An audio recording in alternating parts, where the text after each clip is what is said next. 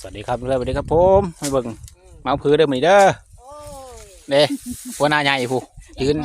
ใหญ่หัวกู โธ่ ทั้งห่วง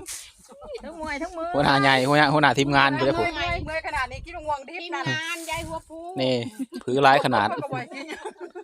นี่เอาขึ้นรถน้ำได้ก็มีนี่ เชียนอาหารแล้วเต้นพามา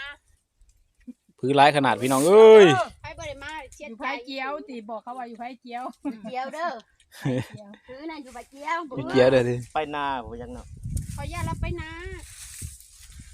นี่ โอกาสเกิดได้เมื่อวานนี่เรามาแล้วเอาอยู่แล้วเอาเมื่อ